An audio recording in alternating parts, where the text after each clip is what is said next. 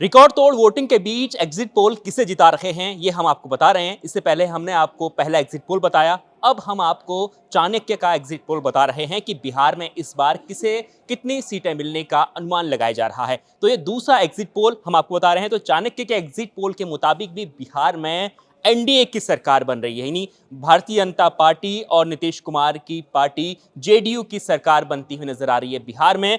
तो एनडीए को 130 से 138 सीटें मिल सकती हैं, इस प्रकार का अनुमान है। सुनील जी मेरे साथ फिर से हैं। सुनील जी, बिहार में एनडीए की फिर से सरकार बनती हुई नजर आ रही है एग्जिट पोल्स के मुताबिक। हमें दूसरे एग्जिट पोल पर बातचीत कर रहे हैं। पहले हमने पहला जो आईएनएस का एग्जिट पोल किया था उसमें भी एनडीए की सरकार बनती हुई नजर आ रही थी। दूसरा एग्जिट पोल है, क्या कमी रह गई महागठबंधन की?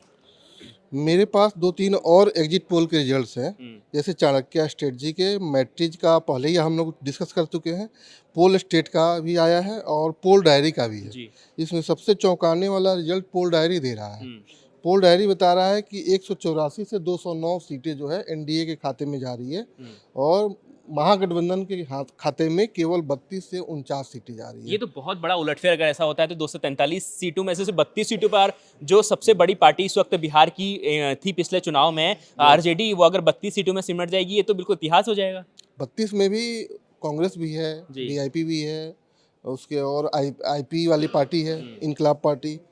तो ये महागठबंधन के लिए बहुत बड़ा झटका है और इसमें से एक भी एग्जिट पोल ने महागठबंधन को कहीं भी बढ़त नहीं दिखाई है। मतलब चार हमारे पास एग्जिट पोल के रिजल्ट्स हैं, चारों में किसी में ने भी महागठबंधन को बढ़त नहीं दिखाई है। ये बिल्कुल। महागठबंधन तेजस्वी यादव के लिए बहुत बड़ा सेटबैक है और राहुल गांधी के लिए भी, क्योंकि उन्होंने वहाँ पे वोटर अधिकार यात्रा निकाली थी, 16 दिन बिहार में कैंप किया था।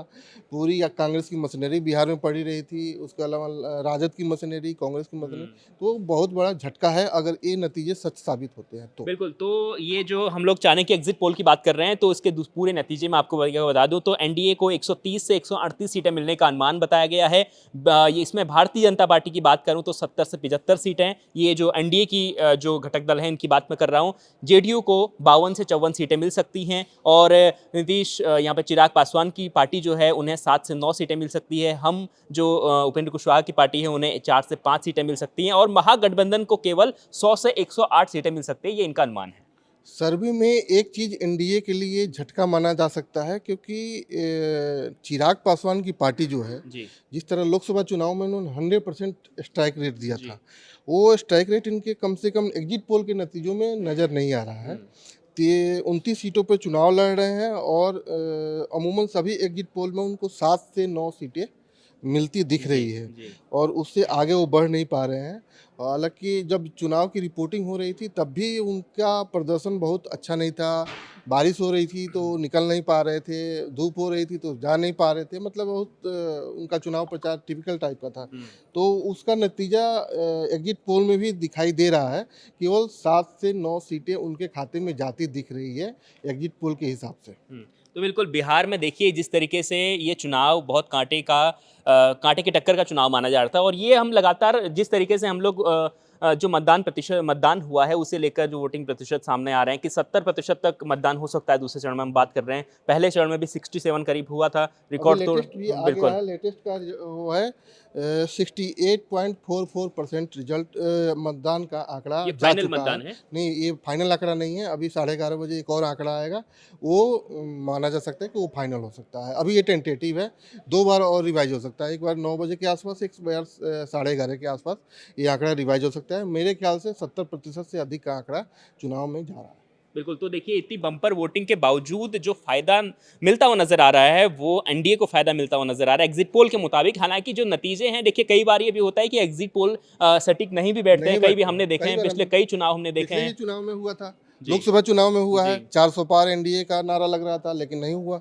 240 पे भाजपा आके अटक गई और पूरा एनडीए कम से कम 300 पार नहीं कर पाया। 293 पे आके पूरा एनडीए अटक गया था। तो एग्जिट पोल जरूरी नहीं कि एक्चुअल रिजल्ट है। जी।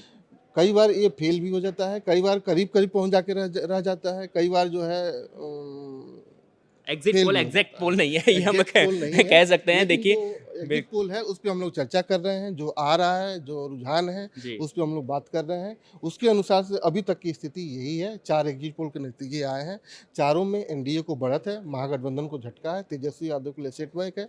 तो बिल्कुल, तो देखिए इस समय जिस तक तरीके से यही मतदान प्रतिशत हम देखें तो पिछली बार लगातार ये रिकॉर्ड मतदान हुआ है बिहार में और इसे लेकर लगातार ये अनुमान लगाया जा रहा था कि इस बार हो सकता है कि बिहार में कुछ न कुछ परिवर्तन हो सकता है। तेजस्वी यादव बहुत खुश नज़र आ रहे थे, बहुत उन्होंने खुश कल नज़र भी बहुत गदगद थे, बिल्कुल, वो आज बिल्कुल। भी गदगद थे, लेकिन रोज़ वीडियो एग्ज़िट जारी कर रहे थे। एग्ज़िट पोल के नतीजों को लेकर तो लगता नहीं कि तेजस्वी के लिए अब कुछ अच्छी खबर है। अब तो वो मतलब उनके प्रवक्ता या तेजस्वी यादव खुद लोग कहेंगे कि मतलब एग्जिट पोल सही नहीं होता है, हम कई बार एग्जिट पोल को झुठला चुके हैं और सही भी है, कई बार तमाम सही चीज़ें नहीं जो होता होती है हैं। कई चीज़, लेकिन वो हुँ, अपने इससे अपने मुकरेंगे, अलग-अलग वादे करेंगे।